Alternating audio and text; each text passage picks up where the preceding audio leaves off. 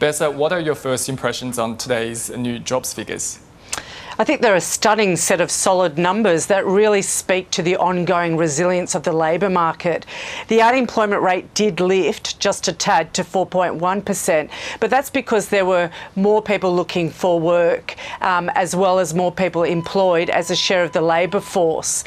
If we didn't have that rise in the participation rate, the unemployment rate would not have risen. Nevertheless, 4.1% is a low rate of unemployment, and if we abstract from that participation rate and look at the employment to population ratio, that rose to a new record. 44,000 jobs almost created in January, follows on from a really big number in December, which was slightly upwardly revised to 60,000. Very solid set of numbers in my opinion. As you say, Bessa, 4.1% suggests the labour market is still tight, and that's also been weighing on the Reserve Bank. How do you think the RBA will react after delivering the first rate cut in more than 4 years? Well, I think they'll continue to remain quite cautious. In the statement that was published after the rate cut and in the commentary that Michelle Bullock provided afterwards in the press conference, there was really that tone around a cautious outlook. And one of the things that really popped out in the press conference was that the RBA was grappling with the ongoing resilience in the labour market. They found that to be quite surprising, and Michelle Bullock also called out that on some measures the labour market was possibly even tightening further.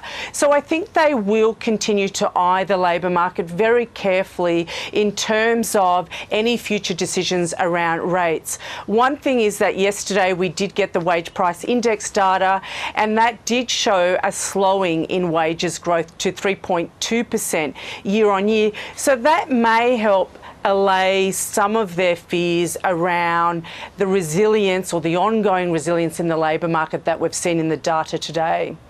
As you just pointed out there, the slowest quarterly wage growth since March 2022 with no loss of employment. Now, does it suggest the economy could sustain a lower unemployment rate than the RBA thought? Well, it's possible. And one thing that the Reserve Bank did do when they published their fresh forecast on Tuesday was they did cut the forecast for the unemployment rate. So they were sitting at 4.5% over the profile. And now when we look at the forecast horizon out to the middle of 2027, the RBA has 4.2% all the way there.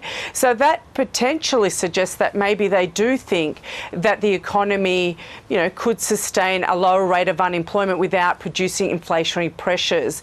And that's that notion of non-accelerating or NAIRU, actually, that natural rate of unemployment in the economy where you can sustain inflation at a stable rate. Just very quickly, Bessa, how many more rate cuts can we expect? Well, the market is pricing in 2 more rate cuts to the end of this year. I think that's quite a reasonable expectation. I think the Reserve Bank will want to see another quarterly inflation report for further evidence that the disinflation process is continuing. So I think the earliest that another rate cut would come is May. I wouldn't rule out April, but I think the earliest will be May, and then I think they'll want to continue to assess and possibly follow up with another rate cut before the end of the year.